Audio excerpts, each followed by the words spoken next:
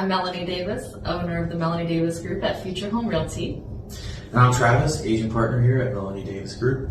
Today we've got Janine Smith. She's a veteran mortgage advisor with Cardinal Financial, and we brought her in today to talk about VA assumable loans. This is becoming a hot topic as rates are increasing, and we're going to talk about the top 5 questions we're hearing if you're looking to purchase a home, VA assumable, or sell your home as a VA assumable loan. Thanks so much for having me. I'm looking forward to kind of going through all these questions.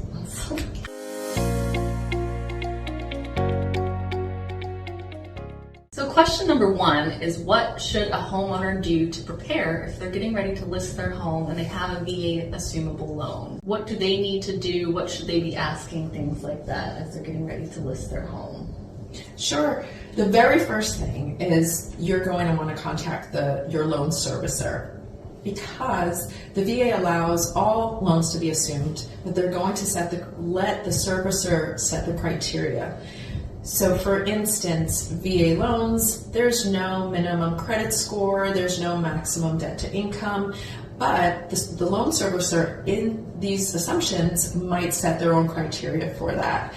So it's important to know that. And another important thing to know is, just because you're pre-approved for a VA loan doesn't mean you're going to be approved for that VA assumption just because of those criteria. So the second question is, and maybe one of the most important as military are getting ready to move, is what is the average time frame that we're seeing with these VA assumable loans, the process? And that's a great question. We're seeing anywhere from 45 days to up to 6 months. Wow. So, and as they start to get more popular, these companies, keep in mind, these servicers don't have set departments for VA loan assumptions, so that it's going to get longer. So, but the last few times we're hearing 4 to 6 months, so it's something you definitely need to get prepared for. Right. Okay, awesome. So question 3. We are seeing a lot of the gaps now, 100,000, 200,000 or more, from homes that were sold 4 or 5 years ago that have appreciated in value. So the big question we're seeing is, can the borrower finance this gap? So the VA allows the borrower to take out a second loan, but we're going to go back to the servicer again. They're the ones that are going to dictate the criteria, whether they're going to allow these seconds or not. Sometimes they might allow the seller financing, or a buyer can get a personal loan to help finance the gap, but this is going to be up to the servicer, and you want to make sure, especially in the case if, let's say, the buyer does take out a different loan, a set loan to pay this difference, they're going to want to check to make sure that that's not going to impact their debt to income in qualifying for the assumable loan. That's lots to think about then. As a borrower, what kind of fees are there any additional fees, or are there less fees as a normal loan, assuming a VA loan in the process? So you're going to have your typical closing costs. Think title fees. Here in Florida, we have, our doc stamps or transfer fees.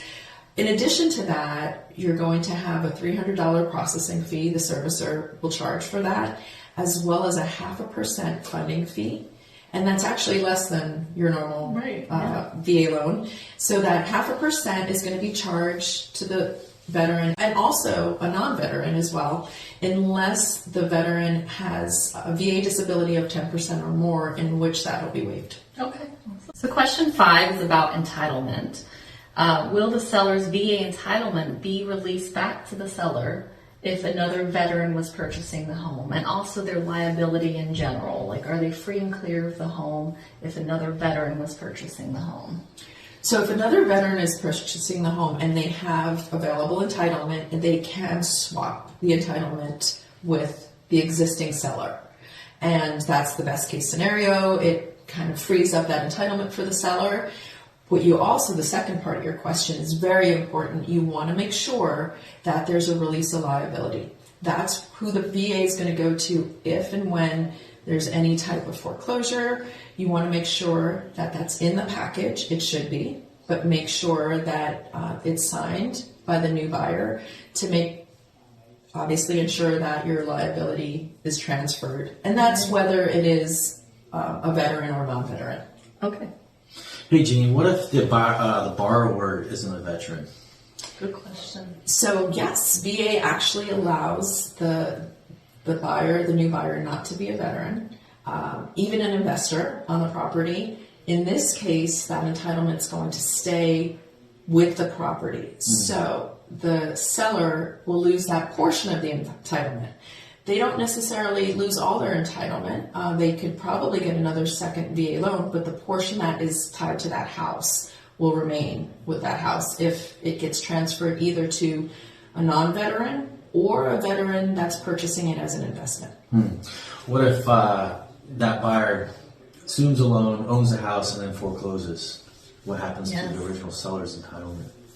It's gone. It's gone. It's gone. Forever. It's gone forever. So they have to, that portion of the entitlement is at risk if they let it, somebody with a non-veteran assume it, or a non-veteran that's not going to occupy the property. Right. Okay, that's great to know. Awesome. Thank you so much for joining. And as we keep getting more and more questions, we'll keep doing this. I think it'd be great to update everyone.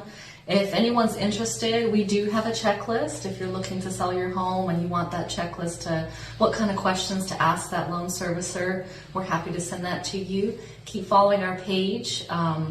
We have tips of the week. We're sharing as we learn and navigate this process as well. And we also share VA assumable loans that we are hunting down and finding the information for you. So keep following, keep liking, and we'll keep sharing. Thank you.